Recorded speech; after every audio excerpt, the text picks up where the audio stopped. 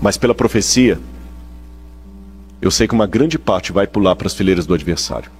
Eles chegaram a ver as coisas quase sob a mesma luz. Mas em chegando a provação, too much for them. Foi muito para eles. Não porque Deus deu uma carga maior do que eles podiam suportar. Não. Olá, seja muito bem-vindo a mais um vídeo incrível aqui do nosso canal. Você é nosso convidado, já entre, se inscreva, compartilhe, fique nesse conteúdo e aprenda sobre graça, a Bíblia, os mandamentos, a palavra de Deus e o plano de Deus para nossa salvação. O tema de hoje a gente vai estar falando sobre os princípios das dores, melhor dizendo, sobre a grande tribulação e como o povo de Deus está desapercebido quanto aos sinais e principalmente dentro do povo de Deus, o reavivamento espiritual que tem acontecido ou vai acontecer na igreja de Deus. Você crê que cada dia está mais perto da volta de Jesus?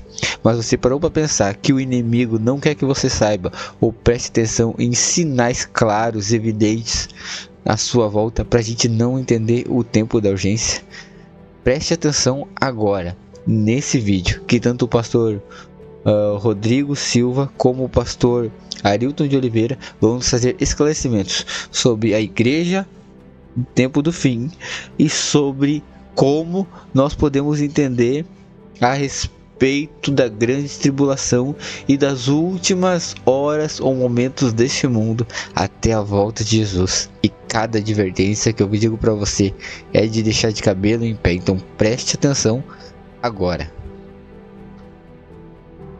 Para morrer na cruz do Calvário por mim, isso é verdade, mas Deus não faz qualquer coisa para me salvar. Deus não duela com o caráter dele. E tem uma teologia humanista aí, muitas vezes algumas músicas que parecem mais músicas de Roberto Carlos com temática religiosa. Como se Deus fosse um adolescente apaixonado que se você não for para o céu ele vai rasgar os pulsos. Não! Deus ama você, mas Ele não vai se suicidar porque você não quis ir para o céu. Visões unilaterais de Cristo. Uns veem um Cristo apenas como um carrasco. Outros veem Jesus apenas como um mansinho. Não basta falarmos apenas coisas bonitinhas sobre Jesus. Temos que pregar quem Ele é. Ele é o Senhor da nossa vida. E tem um monte de teólogos e pregadores hoje que só vivem de fama falando coisas bonitinhas de Jesus. Jesus ama todo mundo. Jesus não condena. Jesus condena. Pelo menos o que está na Bíblia condena.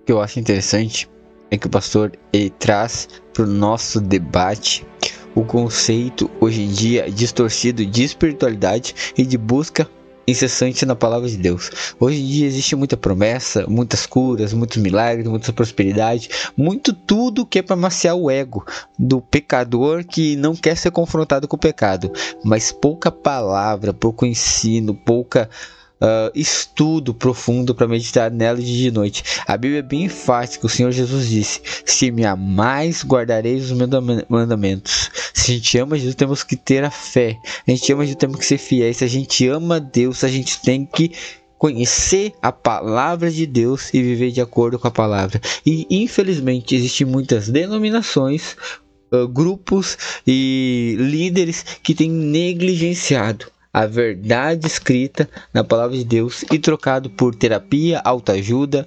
aconselhamento e os coitadinhos e as vítimas do acaso, mas não entendendo que a palavra de Deus nos mostra que nós estamos no meio de um grande conflito, que vai haver uma grande tribulação, que vai haver uma grande apostasia, que vai haver grandes sinais, que o planeta em si vai clamar cada vez mais latente pela volta de Jesus, e os sinais estão aí. Então, vamos continuar ouvindo o vídeo? É proibido proibir. Jesus não liga. Jesus não é radical. A igreja, há um perigo muito grande. Alguns na igreja se tornam resistentes, outros apáticos. Interessante que o intento de Satanás não é tirar muitos da igreja, é mantê-los na igreja. Presta atenção. Mas oferecendo um cristianismo apático ou excitante. A gente estava conversando ontem, voltando para casa. Há pessoas que são servos de Jesus, outros são fãs. Eu estava conversando com o pastor, eu falei assim, engraçado, o Schumacher está vivo ainda? Assim que começou a conversa no carro. Ele está vivo ainda, tem como. Eu falei, e gastou toda a fortuna dele para manter a esposa, né? Eu falei, engraçado, cadê os fãs do Schumacher? Pastor, os fãs na hora, o fã, ele só é fã enquanto está tendo glamour. Quando a pessoa sai da vitrine, o fã deixa de ser fã. E tem pessoas que não querem ser servos de Jesus, querem ser fãs de Jesus. Há igrejas lotadas de fãs de Jesus. Jesus é legal. Aí ele customiza Jesus do jeito dele. Mas quando Jesus apresenta a cruz, perde a graça. Crise externa, crise interna no meio do povo de Deus. Irmãos, para terminar, o livro O Grande Conflito diz o seguinte: para a sabedoria humana, tudo isso parece agora impossível. Mas ao ser retirado dos homens o Espírito de Deus, o qual tem o poder de reprimi-los, e ao ficarem eles sob o ataque de Satanás, que odeia os preceitos divinos, onde acontecer coisas estranhas. Quando o amor e o temor de Deus são removidos, o coração pode tornar-se muito cruel. Eu termino esse sermão, antes da música, dizendo uma coisa para vocês. Lembrem, vocês estão apenas ouvindo as minhas reflexões. Irmãos, eu também tenho medo do que está por vir. Eu não tenho vergonha de confessar isso para a igreja. Você ficou assustado com esse sermão? Eu também estou. Eu também estou assustado com a crise que aguarda o povo de Deus. Muito assustado. E eu não tenho vergonha de falar para os irmãos visitantes que estão aqui que uma grande parte dos adventistas do sétimo dia, é com lamento que eu digo isso, mas eu não vou mentir para vocês. Tem muita gente que está visitando aqui que vem de outras igrejas. Quando a crise chegar, uma grande parte dos que estão aqui agora vão pular para as fileiras do adversário. Uma classe numerosa. Eu não posso dizer quem é quem, porque, como eu falei na parábola do joio e do trigo, o meu papel é crescer e dar fruto, não é saber quem é quem. Mas pela profecia, eu sei que uma grande parte vai pular para as fileiras do adversário. Eles chegaram a ver as coisas quase sob a mesma luz. Mas em chegando a provação, too much for them. Foi muito para eles. Não porque Deus deu uma carga maior do que eles podiam suportar. Não. É porque eles passaram a vida inteira brincando de salvação. E não estão preparados para o conflito. Que mensagem forte, né, irmãos?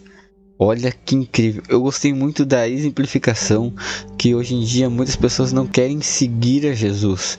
Eles são fãs de Jesus. Tem muitas pessoas que vestem camisa, vestem símbolos que nos mostram ou enfatizam Jesus, mas não tem vivido o Jesus. Tem lugares cheios de pessoas que vão para aplaudir coisas por Jesus, mas onde há estudo, onde há dedicação, onde há crescimento espiritual, onde há um convite, melhor dizendo, a mudança de vida através das escrituras sagradas, quando a gente ouve, e o ouvir vem e o crescimento pela palavra de Deus, a gente vê poucos lugares. Por quê? Porque onde exige um pouco de nós, um pouco de sacrifício, um pouco de quebrantar o meu eu não quero. Mas aonde falo o que eu gosto, na medida que eu gosto, eu não me comprometo a locais cheios. Irmãos, quando o pastor menciona a respeito da igreja que ele mencionou que a minha e a dele, a adventista, que é a igreja a qual nós frequentamos e seguimos, talvez você seja outra denominação, mas no final dos tempos vai haver muitas pessoas do povo de Deus como um todo, abandonando a sua fé, abandonando a sua crença, preferindo seguir o anticristo, a marca da besta, e coisas por julgarem ser mais fácil, porque vai chegar um tempo em que o funil ele vai ficar cada vez mais apertado, e o verdadeiro cristão, o verdadeiro crente é aquela pessoa que busca na palavra de Deus força e discernimento para quando vier a provação, as tentações e as perseguições e se manter firme. Tem muita pessoa achando que a volta de Jesus, que os acontecimentos proféticos do final dos tempos, que as perseguições, que o anticristo, que a grande tribulação é história, é falácia, mas a Bíblia tem se provado dia após dia, década após década, milênio após milênio, porque tudo que está escrito nela foi profeticamente inspirado por Deus, pelos seus profetas, para nos lembrar das consequências do tempo do fim, e como o ser humano, o homem e a mulher, o cristão, o pai de família ou a família, ou o indivíduo tem que estar na presença de Deus. E a gente precisa compreender que num todo nós seremos mexidos. E quando o Espírito Santo te retirar da terra, quando a consciência de Deus, aí nós vamos conhecer quem realmente o ser humano é. Será que eu pergunto para você, nós não estamos já passando meio que pelo flash e um vislumbre do que é a humanidade caída? Uma humanidade fria, sem amor, uma humanidade intolerante, uma humanidade em que cada vez mais tem se desprendido de valores. Você tem visto coisas absurdas, mostrando que o amor se esfriaria. Irmãos, é muito sério. O que o pastor Rodrigo Silva tem nos alertado é a respeito da gravidade do mundo que nós estamos vivendo, das consequências do pecado, da volta iminente de Jesus e de um povo cristão que tem dormido nos bancos, tem dormido em cima da Bíblia, tem dormido na adoração, tem dormido no louvor, tem dormido na consagração. Onde está a igreja do povo de Deus? O povo que não lê mais a Bíblia, que não ora, que não clama, que não pede derramamento do Espírito Santo. Um povo que tem se acomodado em locais, como achando que a igreja virou local de encontro, de shows, de convenções e muitas vezes de clube. Nós precisamos voltar urgentemente à palavra do Senhor, o assim tem dito o Senhor para a nossa vida. Queria convidar você agora a assistir a última parte desse vídeo, onde o pastor Arilton de Oliveira traz uma mensagem para o povo de Deus dentro da casa de Deus, que serve de alerta sobre a sacudidura espiritual, não somente lá fora, mas dentro do povo de Deus. Preste atenção, é muito forte essa mensagem. Apocalipse no capítulo 14. E eu queria ler com você os versos 14 e 15, que dizem assim: Olhei, e eis uma nuvem branca, e sentado sobre a nuvem, um semelhante a filho de homem, tendo na cabeça uma coroa de ouro e na mão uma foice afiada. Outro anjo saiu do santuário, gritando em grande voz àquele que se achava sentado sobre a nuvem: Toma a tua foice e ceifa, pois chegou a hora de ceifar, visto que a seara da terra já amadureceu. Este ser, semelhante a um filho de homem, sentado sobre a nuvem, com coroa na cabeça e uma foice afiada em suas mãos, é o próprio Cristo. E vem do santuário uma voz que diz: Toma a tua foice e ceifa, pois chegou a hora de ceifar, visto que a seara da terra já amadureceu. Em várias vezes na Bíblia, a igreja é comparada a um campo.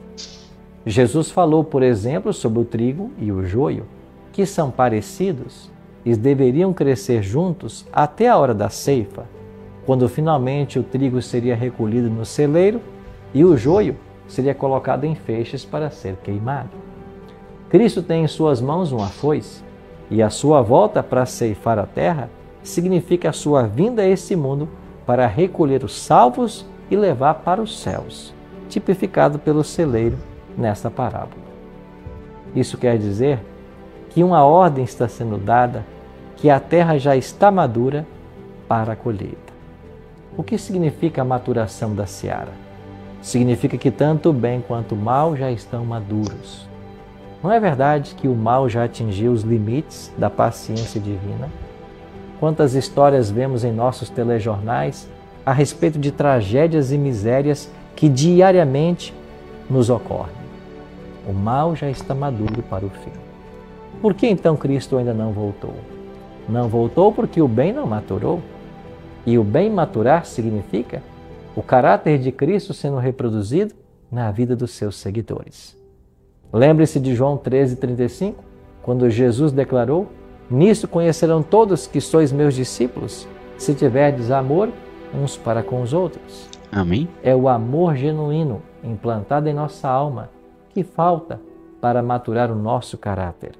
Esse amor de Deus, quando implantado na alma, levará-nos à produção de um caráter semelhante ao de Cristo, que amou a Deus sobre todas as coisas e ao próximo como a Ele mesmo. Breve chegará o tempo em que Jesus passará a sua foice e a colheita será feita. Existe apenas dois lados para cada ser humano. Ou estaremos entre aqueles que serão colhidos como trigo precioso e levados por Cristo para o céu na sua vinda, ou então seremos reunidos com os ímpios para sermos queimados no fogo da destruição eterna. De que lado você quer estar? As decisões que tomamos hoje é que vão determinar que lado estaremos no final da história. Sabe, irmãos, eu achei interessante que o pastor Arilton de Oliveira, ele está trazendo um lembrete que a igreja de Deus ela tem que urgentemente buscar a santidade e a presença de Deus, que vai haver dentro do povo de Deus uma colheita e uma separação do joio e do trigo. Quem plantou ou planta trigo ou soja, daqui a pouco você é um agricultor, está assistindo esse vídeo, você tem noção que certas vezes você tem que permitir que uma coisa venha com a outra. Por exemplo, o trigo seja plantado e o joio venha junto, porque você sabe que naquele processo ambos precisam um do outro para crescer. Mas no tempo da separação, que é o tempo oportuno, você separa exatamente o que é o trigo e o que é o joio e coloca cada um na sua finalidade. Você percebeu que nós estamos vendo tempos religiosos onde estamos tendo locais, adorações, líderes, representantes que muitas vezes falam como joio, mas falam como trigo, mas muitas vezes se comportam como joio. E a gente não tem percebido que Deus vai fazer separação de comunidades, de grupos, de igrejas, de líderes, para mostrar quem pertence a Ele e quem é dele no tempo do fim. A gente precisa entender que é um processo natural. Deus vai mostrar quem são os seus sinceros. Deus vai reavivar a igreja. Deus vai tirar, ou muitos vão sair quando começarem o calo a apertar. Porque nunca estiveram fixados na rocha, estiveram com a raiz em qualquer lugar. O vento veio e levou e caiu. Deus tem nos chamado hoje, irmãos, a entender que a grande tribulação é real, que os sinais proféticos têm acontecido rápido demais e que nós podemos ser pegos desprevenidos. E para você, igreja, que está assistindo a esse vídeo e a esse conteúdo, nós muitas vezes, quando questionamos certas coisas que acontecem à nossa volta e o porquê de certas coisas, nós precisamos entender que, assim como na história do joio e do trigo que crescem juntos, Deus na hora certa vai separar quem é dele, quem o aceitou, quem o amou, quem fez da sua vida uma vida de adoração, dando crédito a quem merece. E Deus promete que no final dos tempos, quem era joio vai continuar sendo joio, e quem foi trigo ou era trigo vai continuar sendo trigo. Nós precisamos acreditar no que Deus tem feito, no que Deus fará. Será que você hoje tem mais medo ou menos medo após esse vídeo, após ouvir que a grande tribulação e as coisas são reais, mas que Deus está conduzindo o processo? Que Deus te abençoe. Até um próximo vídeo no nosso canal.